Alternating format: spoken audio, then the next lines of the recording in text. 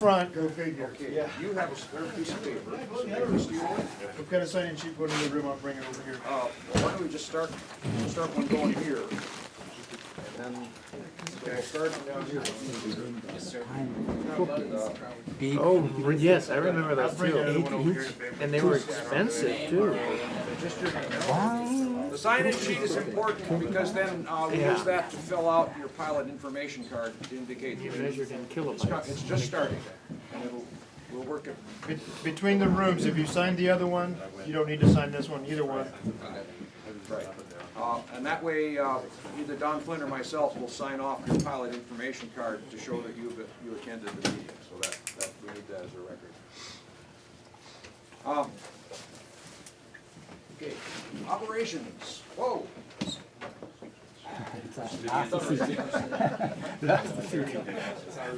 A little more rudder there, George. A little more rudder.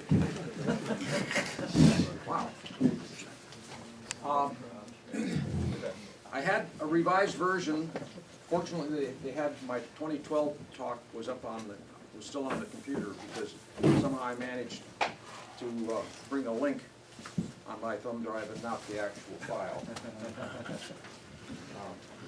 So at any rate, this talk exists in the club documents on the website in club manuals, and it's called 2014 Ops Training Excerpt, and it's now a PPT PowerPoint X presentation, so you need a more recent version of PowerPoint to look We at. still have 3 or 4 places over there if you guys don't Anybody wants understand. And there's a chair right here.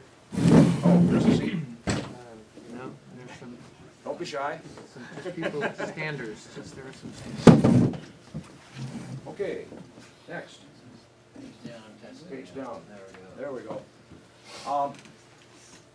Primary thing is when you're running ops. You push that. Pull the release. Okay. It might be set on, it might be set on a timer. Got a timer going. You have to disable it.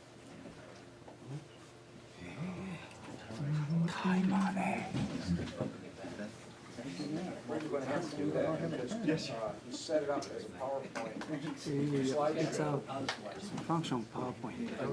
Sorry about that. I hit the wrong one.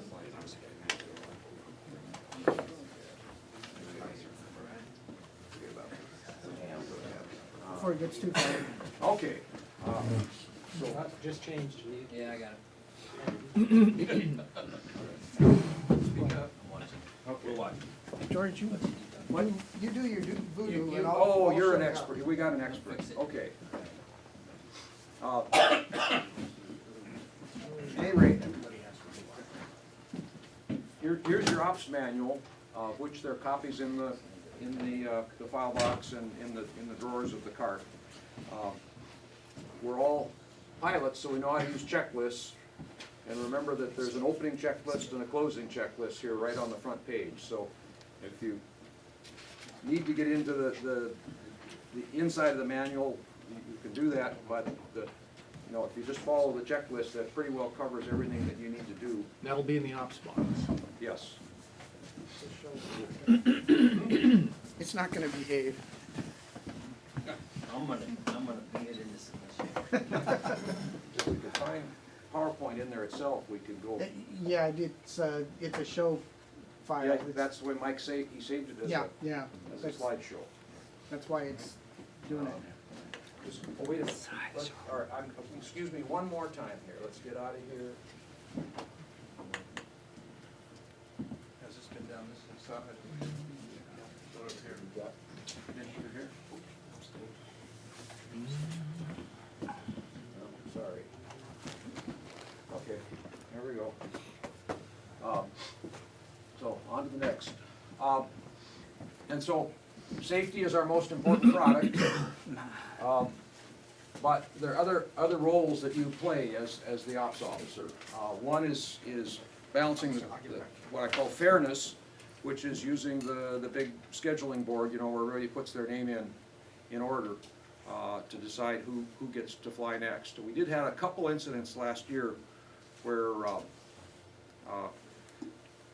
we didn't quite follow the protocol of, you know, sliding names across and allowing people who had been there earlier to fly. And I know we got one day where there were a lot of private ships backed up, and we kept running rides or something, and they didn't get to fly as soon as they should have.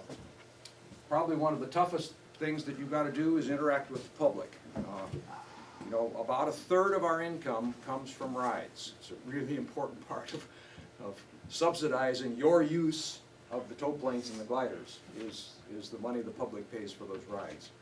And so, and we have such a wonderful location for rides because we're visible from the Sunset Highway.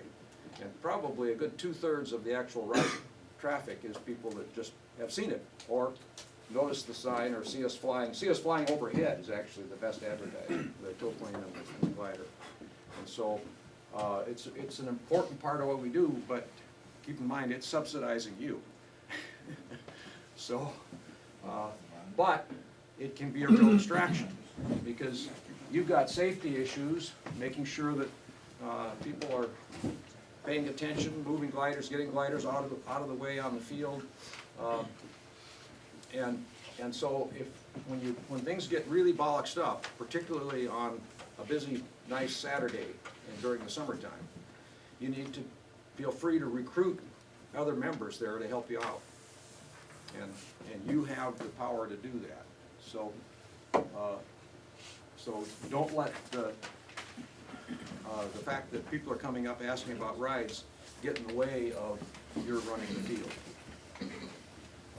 Communications is another important factor. I'm sure you've all been out there trying to reach ops on your radio, and the ops officer is busy talking to somebody who's not listening. And so as ops officer, you need to have your ears turned on and pay attention to what's happening. Typical day, you know, we expect you to be there by 9 o'clock and to stick it out until 1 or 2 o'clock if it's a day that's turning out to be non-flyable. So I know that's kind of a burden. If you get out there on a day and it's lashing rain and it's clear you're not going to fly, it's okay to shut things down. Nowadays, most everybody's got one of these, right? And so it's pretty easy to get on the website and post and indicate that the field's been shut down. Job aids, you know, the file box, the operations handbook, there's usually a couple copies here. And then we also have a membership handbook, which is a little more detailed. The ops handbook has specific things to do with running the field. The membership handbook has, you know, the bylaws and other stuff in here. Plus it does have the club rules in terms of experience for flying the different gliders. And sometimes some of those issues can come up, and just be aware that there's a copy of it out there that you can refer to. In the file box, towards the back, there are a couple things we don't like to talk about, but there is an accident reporting form in terms of if something bad does happen in the field, call 911 and how to take care of it. And so there's a section on that. And then something that's a little more common is we do have an occasional minor safety incident. Somebody blows past the stop line or comes in from the wrong direction and doesn't announce it or something. And so we like to have those kinds of incidents reported. Our safety officer this year is Pat McCartan, past president. And so any kind of a safety incident needs to be reported. Okay, let's try the next slide.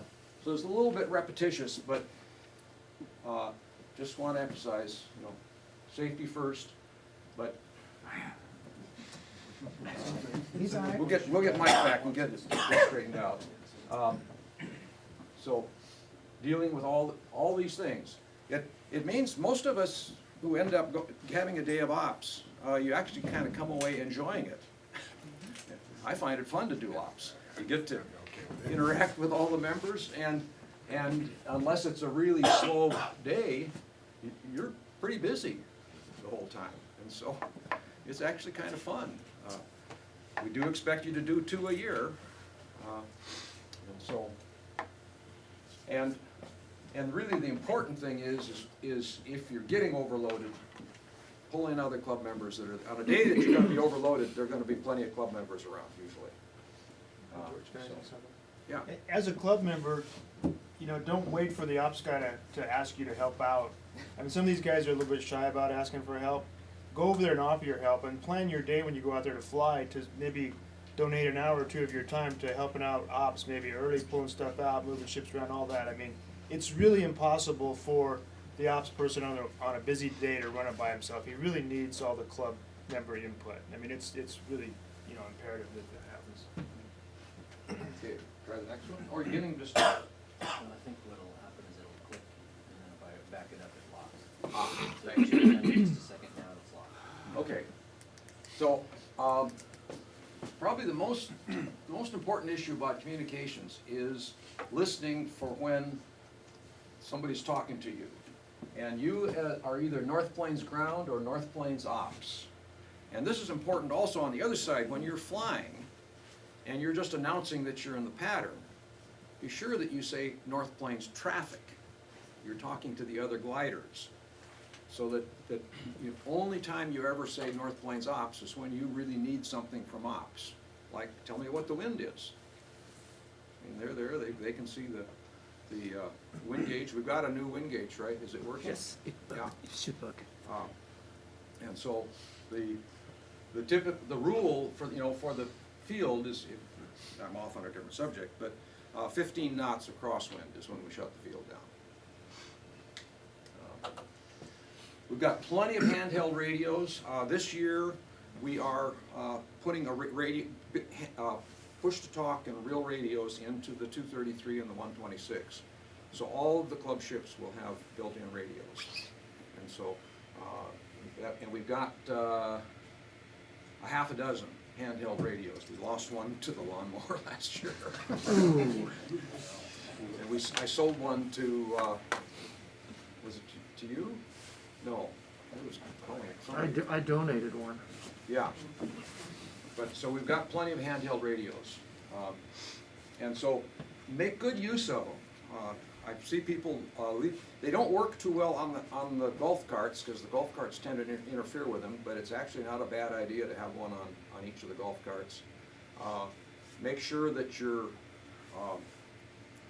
the wing runner has one. Sometimes I see people just setting one on the small staging cart. But they're plenty. Please be sure that they're plugged back in at the end of the day. And do a head count to make sure you got them all back. It amazes me, we haven't really lost them. This is it, George. Is this? Yeah. Yes, Ian. Yes, come on in. Sorry we were late. That's okay. Long drive. Question? Would it be possible to maybe get a safety vest? I mean, since ops should. We have safety wear vests. A safety vest that maybe would have some sort of holster For the radio? for the radio, because they are kind of heavy clips. putting it on Look, the belt. find one, we'll buy some. Serious, I'm serious. You made a good suggestion. Take, Run with it. I'll see what I can do. Point us I'll at let us. you know.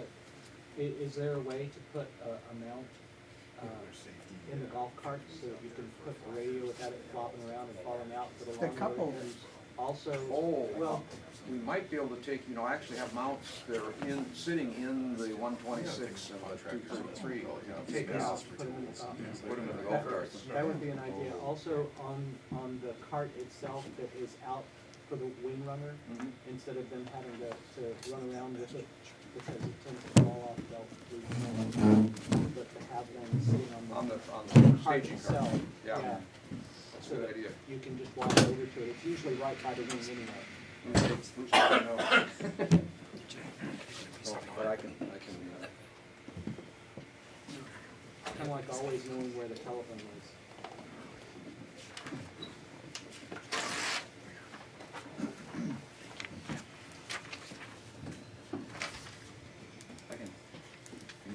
signed me up for that deal, I can work on mounts. Oh, okay. That was one of the scariest things I saw last year. We had a tow plane and a glider both on final. Cart with a couple kids riding on back, pulled out and goes nose to nose with the tow plane. And they had no idea, they just weren't looking up, just having a nice chat. So we called the tow plane and he boogied. But Wow. they weren't listening, they had no radio, they had no way of keeping track of pattern Yeah. traffic. Well, as I say, there's plenty of radios. You're gonna be using a handheld as your main radio at the base. Although, a lot of ops officers like to just mount it, put it on their belt and have it with you all the time that way. Speaking of that as well, is it possible to number the carts so that if you do call it, you know who you're calling? Great idea, go for it.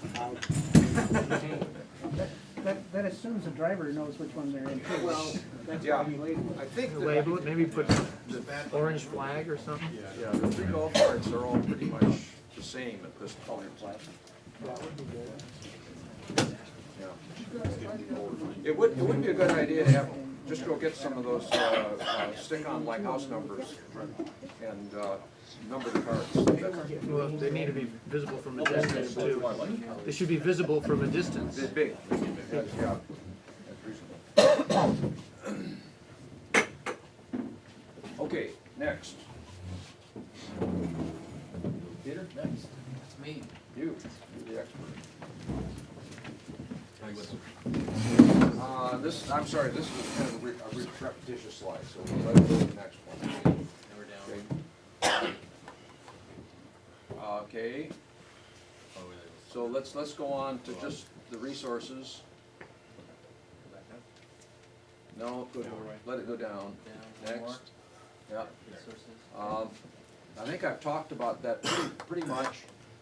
This presentation itself is on the website, and in addition, on the website, there is a more expanded, I think it has pretty much the same title, PowerPoint presentation, ops presentation, but Guy Ali put together a really nice little schematic, a set of slides of showing how that scheduling board works, because I know that's sometimes a bit of confusion.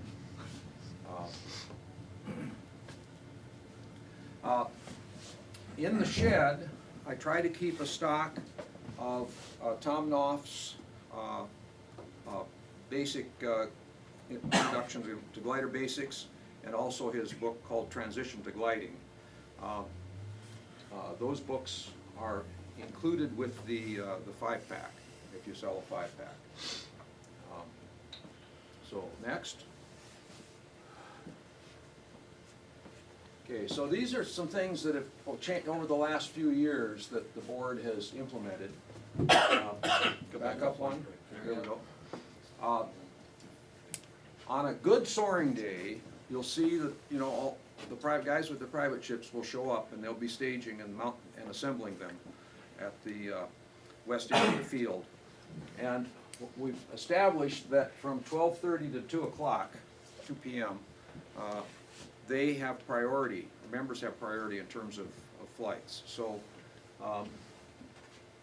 and this ties in with the next thing is what I call a reasonable limit on intro sales. The basic rule is that there's supposed to be 2 member flights for every intro flight at any given day. And if you think about a typical day where we might do 25 total tows, if you divide 25 by 3, that's 8. And sometimes on a busy day, you're gonna find a dozen people show up wanting to go for rides. And I know it's hard to do, but at some point you have to actually say to the public, I'm sorry, you know, we're gonna run over our limit. And because there's nothing worse than have somebody sitting around, and at about 5 o'clock finally say, I'm sorry, I can't wait any longer, and leave, you know, taking their credit card slip back and leaving. So you can help avoid that by kind of watching the number of intros and watching what's happening. If it's a beautiful flat day with no members there, you know, go ahead and sell a bunch of intros. That's the best kind of day to have somebody do an intro anyway, because they don't get sick. You know, on a really good day, 12:30 is a little bit late for the priority. It's oftentimes people are going off at 11:30. Yeah, but generally, that's like Steve Mason and one or two others. It's not a problem. It's Not the roughly guy. about 12:30 when suddenly the whole group suddenly discovers, oh, they're staying up. We want to go now. So, on good days, I know sometimes in the summer, Ethan Ignatowicz is vice president this year, and he's doing the scheduling. John Bradford has been our yeoman scheduler for, gosh, how long? Years. But Ethan is in charge of that. And I think on days, I know we get a lot of days where there'll be two tow pilots, they want to split the day. And we'll try to make sure that they overlap during that critical kind of busy time. And that'll help.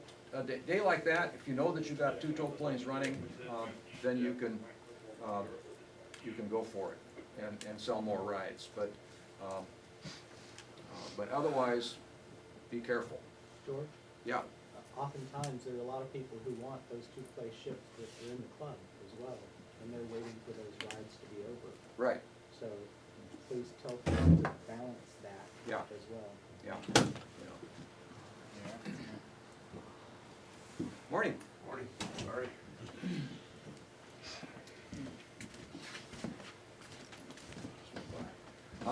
So anyway, what I did say is the 5-pack includes the NOF book. It includes a kind of a peachy folder of Xerox materials and a logbook. And so there should be an ample supply of those in the shed. If they aren't, please, let me know, because I'm kind of in charge of making sure that those copies are produced. Okay, next. Oh, yeah, so this doesn't seem so new anymore, but in 2011 and 12, we used to sell a mile-high ride. And actually, I should talk about this, because you'll occasionally get requests from people in the public saying, hey, if I pay you more, could I fly longer? And reason we stopped the mile-high ride is it takes twice as long to go the last couple thousand feet as it did to go the first 3,000 feet on tow. And so it was really it just brought our operation to its knees. And so that's why we standardized on the single ride with a 3,500 foot tow. The other major thing that happened is, years ago, the Junior was kind of reserved for private pilots only. And as we've upgraded the fleet, particularly now using the Blaniks and having the Grove 103 available occasionally for training, we recognize that if you've done your basic dual training in a Blanik, you don't necessarily have to just advance to the 126, you can go straight to the Junior as a student. So this thing about the Grove requirements, we do have a recommended 50-hour PIC restriction on the Grove, on the Grove 103 we're talking about here, not the single place 103. Not the single place 102, 50 hours. That instructors can, at their discretion, override, let somebody who has other kinds of experience fly these guys sooner. But back in 2011, the insurance always had a kind of restriction for gliders with a glide ratio greater than 35:1. That was really an anachronism, so actually you can ignore this, because we renegotiated with the insurance and that's gone at this point. Actually, the glider, we have what's called an open pilot warranty with our insurance, which is really kind of a neat setup. They basically have defined a couple of parameters that are required, and then as long as our experience level or sign-offs from instructors is within those rules, they're happy to. We don't have to name everybody in the club as a named insured. Does the labella require a private or with an endorsement, or just as, could it be could a be- solo and endorsement? As far as the insurance is concerned, it could be solo. That's true of all the single place then. Yeah.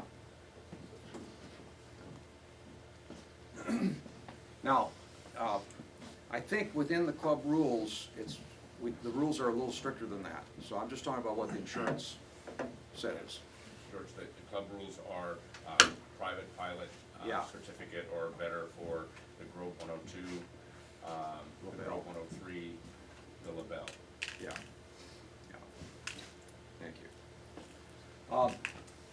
New in 2011 and 12 is the standard briefing, and I actually had on a slideshow that I failed to bring. I had. It should be in the ops. Yeah, it is in here. But at any rate, what we've implemented is just a one-pager that, no, this one doesn't have the table of contents. So, although that's reason enough. I don't think it's here. It's basically a statement of what a standard glider tow consists of. And basically saying that you're gonna follow the tow plane, you're not gonna do anything unusual like box the wake, and at the end of the tow, you're gonna turn right at least 90 degrees, the tow plane's gonna turn left at least 90 degrees, and there's now a spot on the tow ticket, on the tow pilot's copy of the tow ticket, that has the letters SB for standard briefing. And we're expecting that the glider pilot will initial that to indicate that it's basically, he's gonna do a standard flight. What is important is if you're not gonna do a standard flight, if you wanna box the wake, if you wanna do a rope break or a pattern tow or some other variation from the standard thing, you need to let the tow pilot know. Okay, next. Yeah, so here's new for 2014. The insurance restrictions for greater than 35-to-1 gliders have gone away. We have made a fairly major change in the rental rates. The club has not changed glider rental rates since I've been in the club. And as you know, we invested a lot in the 233 last year to get it up and flying. We're investing quite a bit in the 126 this winter to add a CG hook. We're adding radios. And so what's happened is we've raised the 126 to, it was $12 an hour, it's now $15. We've raised the 233 from $15 to $20 an hour. And we've raised the junior, it had kind of a funny staggered pricing, and we've raised it to $20 an hour. So what it now means is that the junior, the LaBelle, and the 102 all are being billed at exactly the same rate.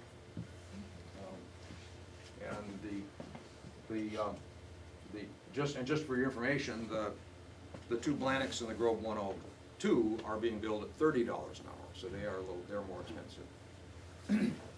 And probably the biggest change is, as you know, in the rates, we had a 3-hour maximum, and we've gotten rid of that. So now it's open-ended. If somehow you magically got out to North Plains and were able to fly for 8 hours, we'll charge you for 8 hours of glider time. New this last George, year, yeah. Just to be clear, that's flying time. I mean, you land out someplace. Yeah, your the flight clock time. stops, That's flying right? time, yeah. Yeah. Yeah, I've never thought of it. That's never really been an issue. The meter's still running. We did add a junior membership for people under 18, which allows them to pay a lower annual dues and to stagger their initiation fee over a 3-year period. And reverse field position procedures, which are the next talk. But I'm gonna say just a few more things. I just wanna put in a plug for what happens if, it's just like what you brought up there about great ideas. If you see some minor supply missing, go buy it. We've got an excellent system for giving you, crediting your account. Just go get it. You see that we need gas for the mowers, go buy the gas, turn in the receipt. Just don't just put a note out and expect somebody else to do it. Take responsibility, do it yourself for those stuff. Receipts, on the other hand, You don't want. put your name on it, please. Your name, if you get, a receipt you get from a gas station does not have your name on it. And so, I have several receipts from last year of unknown members who donated to the club. We won't try to track you down.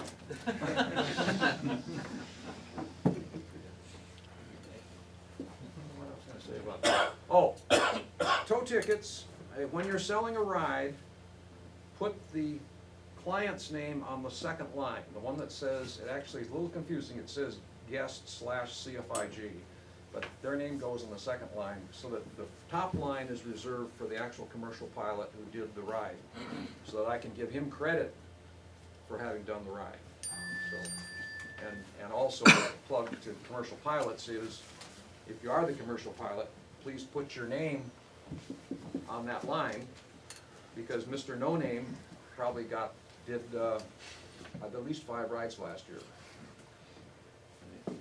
Saves the club money if we don't have to pay you. Similarly, on the daily cash forms, I'd like to see the ops officer name on there, on the envelope. I know I can go look you up on the roster and find out who was scheduled to be doing ops, but it sure helps if you put your name on there if there's a question. So, yes? George, on the standard briefing issue again, so if it's not a standard briefing, there's no box to check for that?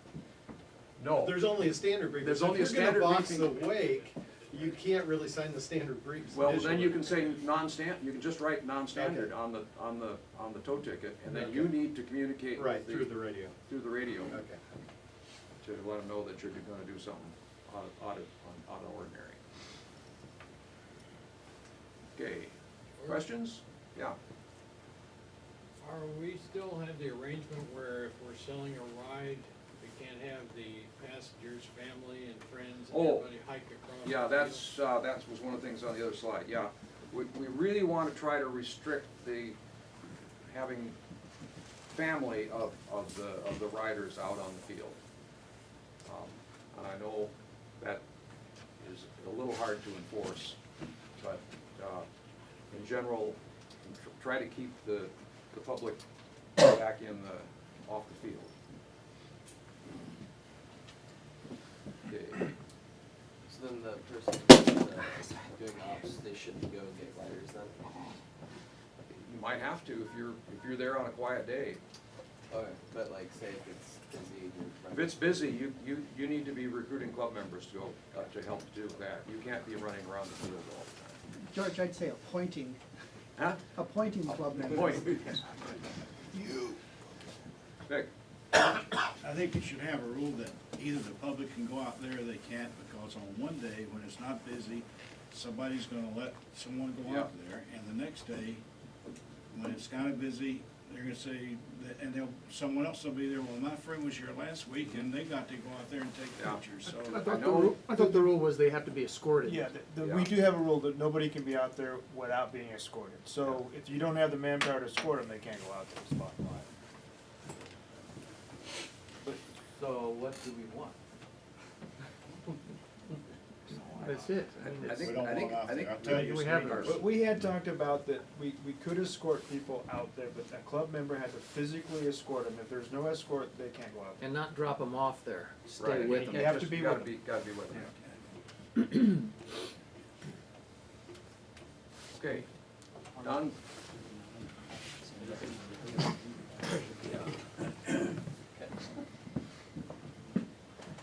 The, this one's probably gonna do the same. last year, Steve Asher, who's an instructor who lives in California but summers up here with us, observed us try and change the field around when wind conditions made it unacceptable to do our normal operations. And he noted that it could be done substantially better and safer. We all want to thank him for that when he comes up.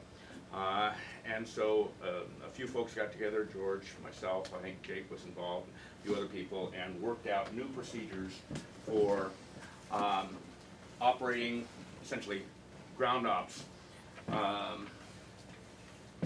at North Plains. What we really want to do is to, we're going to first cover normal operations, and so you'll see how things are supposed to go all the time. And normal operations of these conditions, we have winds less than 10 knots. Why is 10 knots the issue? Anybody know off the top of their head why 10 knots is the limit? Just 15 is the max? Well, 15 is the max crosswind. But why 10 knots east-west component? Why is that an issue? You can do for a downwind takeoff. Downwind takeoffs or landings, yeah. And so if we have hit or exceeded 10 knots and we're continuing to operate that way, it's unsafe. Those of you maybe new to glider operations and you're out there as a wing runner, what's going to be different as a wing runner if the tailwind is 9 knots versus a slight headwind? And it's gonna drop like a stone. Well, You don't get aileron control until you're going much faster down the runway. yeah, you got to be going at least 10 knots to have 0 over the wing, and so the glider pilot can't keep his wings level. You actually have to be able to run in those conditions. So if you're like me, we will reverse the field earlier. That's why You need to go over 20 knots. that's why we have a 10-knot limit. And why is this normal operations are 10 knots? Because we operate in both directions. We take off in this direction and we land in this direction. So anything over 10 knots east-west component, we can't do normal ops. Good news is that doesn't happen very often. The bad news is that when it does happen, we don't handle it very well, so we have these new procedures.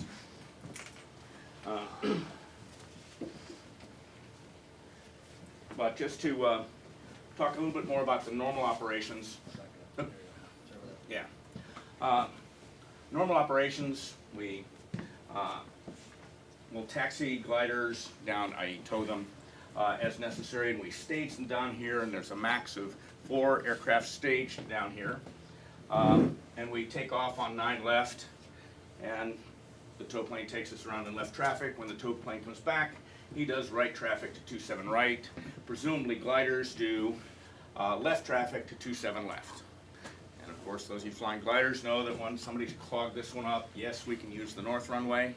And if both of those are plugged up, we can try and land short, which is why we really want you, when you land, to clear the runway. So the ops guy is responsible for, he hears someone on the radio call that they're entering downwind for 27 left. He should be recruiting a golf cart driver to go do the retrieve. So we've all dealt with these. Now, I overlaid as if this were paved surfaces, so you power pilots know what these symbols are. But this indicates a displaced threshold on 9 left. Says you can't land before this point, but it's available for takeoff, and that's where we stage gliders. Anyone remember what the funny yellow stuff would indicate that this area is? Taxiway? It's a taxiway. We can't land on taxiways. And so if you think about it, if you're here in ops and we have people who want to go over and walk the launch, you wouldn't let people walk across a taxiway, would you? Unescorted. And that's the way I'd like you to think about all of this. And then we have the 2 runways. Now, winds are less than 10 knots, so let's say I have a student who I need to have practice landing to the east. They're getting ready to solo, they need to see something a little different. Are we allowed to, in this configuration, we're taking off to the east, are we allowed to land in this direction? Yeah, you can, but do you think it's a good idea if everybody else is doing it this way? All it takes is prior coordination. Before you go to do it, you talk to ops and say, when I come back, I'm hoping to land to the east. You're gonna make right traffic to 9 right, and you're gonna have to tell everybody about it on the radio ahead of time. Radio is critical. We'll use it for much more than we used to in the past. We really have to count on the radio for these operations. But you're also responsible for making sure that there's nothing going on that's gonna interfere with that. If you got people landing this way, you may not be able to go opposite direction. And so plan ahead if you need to land to the east. The other thing is that while this tree is no longer there, thank you, Joe Steele and company. I didn't do it. Oh, you didn't do it? Well, John did. Ethan and John, whoever took the tree down, that used to be an obstacle of some concern. We still have an obstacle of some concern. If you notice, it's right there. We have that big telephone pole sticking up. I've observed people landing to the east who get a wingtip awfully close to that. It looks closer than it actually is, but there's, if there's no other operation going on, 9 left is in fact the preferred runway if you're gonna land to the east.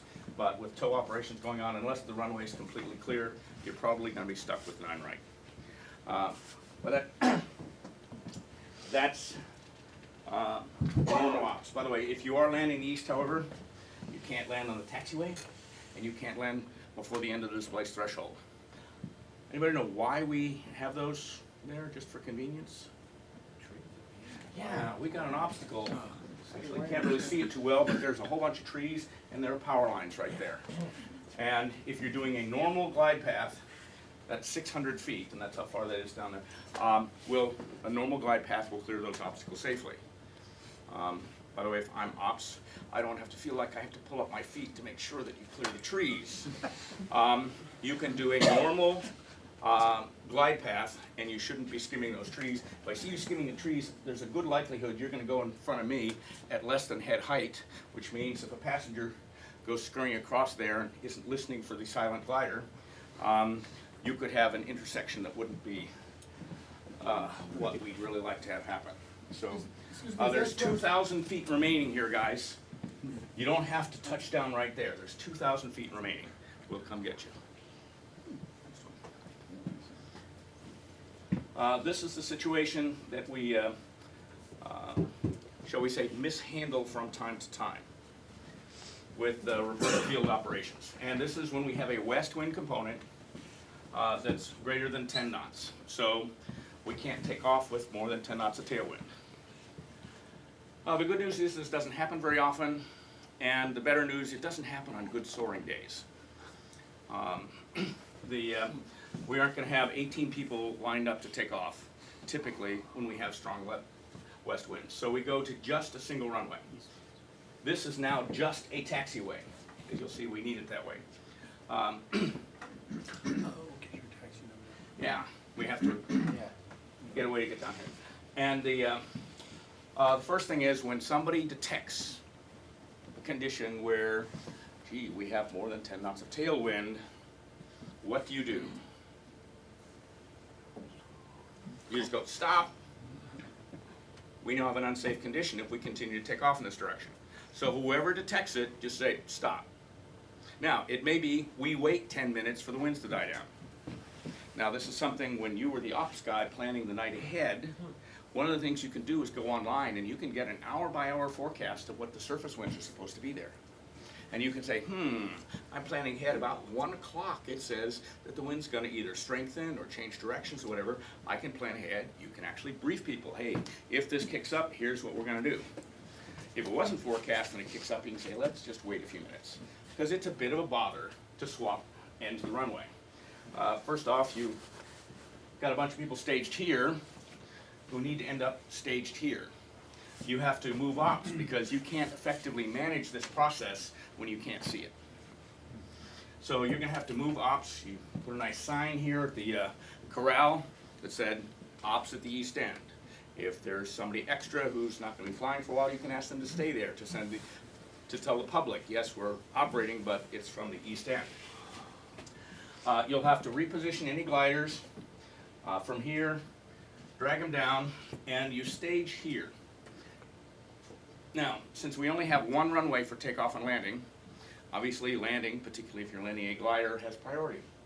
So we don't stick things out on there if there's anybody close to being in the pattern, because it takes a few minutes to get off. So when you get down here and you're number one, you need to be absolutely ready. If there's enough people, that means you're strapped in your cockpit, and we'll roll you out while you're in the cockpit, but we don't roll anybody out until the tow plane is either in position or taxiing to position, so that you can just get up and go. If there's the guy who's been out there for 3 hours, the battery's low on his radio, so we can't hear him. If you're the wing runner or ops and you detect that condition, we've got somebody on the runway and somebody enters the pattern, can't safely clear, the glider pilot's going to have to land long past you. By the way, the best place we've discovered to set up the staging cart with all the weak links and tow ropes and all of that is right there. And the wing runner operates from this side. And you end up just staging the gliders basically here on the south side of this if you possibly can. And as a glider is being towed down, we ask you to stay as close as you can to the south side, because the tow plane's going to land and he's going to need a taxi back. And if he can't reasonably clear you, just pull off to the sides so the tow plane can get back, because you aren't going to take off till he's down there. So all takeoffs, all landings are on the north side, on 27 right. This is a taxiway. Yeah. So, when you land on the north runway, is it acceptable then to, as your rollout is winding down, to roll across the south runway to clear the north runway? That is, well, you got to my next line ahead of me. Oh, I'm sorry. This is, no, perfect. That is, in fact, the plan. You touch down, and we ask you to transition to the south side. Now, if there's somebody coming down here and you can manage it, clearly he's going to get to take off before you are. He's ahead of you in line. So we'd ask you to roll past any taxiing traffic if you can, and then turn off the runway, because now we're free to launch somebody. So gliders are left or right pattern? The gliders stay left traffic for 27 left. The powers remain right traffic for 27 right. Good question. What about the guests and parents of riders? It's not a good day. Not a good day. Good. So we're not going to have any. I don't know. I think I saw reverse field operations at least twice, maybe 3 times last year. And it wasn't a day that was particularly conducive to guests. For 2 of those days, and we had actually a number of guests. Yeah. It wasn't a particularly good day to have guests, though. Good day for them.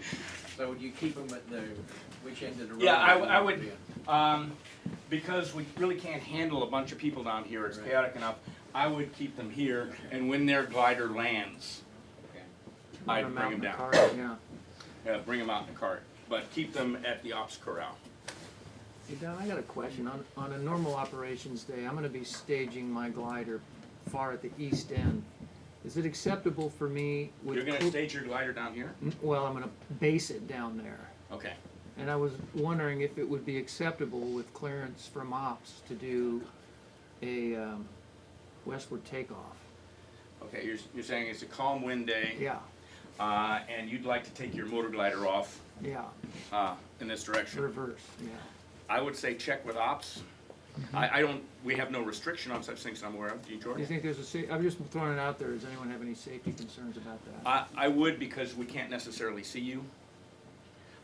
If the wing runner's radio has gone dead, I know, were you gonna take off on the north side or on the south side? Probably on the north side. Yeah. There's not good visibility of this end because of the hump on the runway. Yeah, I was gonna say with clearance. Yeah. But the...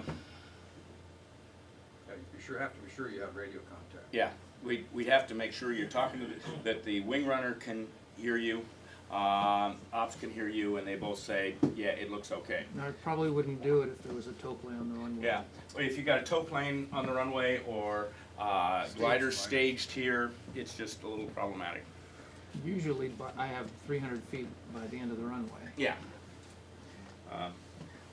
hopefully it's Yeah, when you gonna have be an the day engine that you're gonna failure have or 300 feet, something, not the day you and only it have comes 50. back down Yeah. and So on these reverse days, is it safe to say there's an absolute prohibition on landing on the wet? Um, If it feels dirty? Well, I mean, you're a glider pilot, you're coming back. There's guys staged here and something's gone wrong. And they can't clear it. I'm gonna try, and the best option is to still land long. Because remember, this is a taxiway not controlled by the tower. And one of the issues is people decide, oh, okay, I'm gonna bring my glider out now. They don't necessarily have a radio, and this side can get dirty. But you do what looks like the best idea at the time. It's probably better to try and land here than to, land here if they're growing corn, because you're out of options. Yeah. Don, you said if there were gliders staged on 27 right and you're coming in, I don't think you should stage gliders on 27 right as you're coming in, because a tow plane has, Yeah.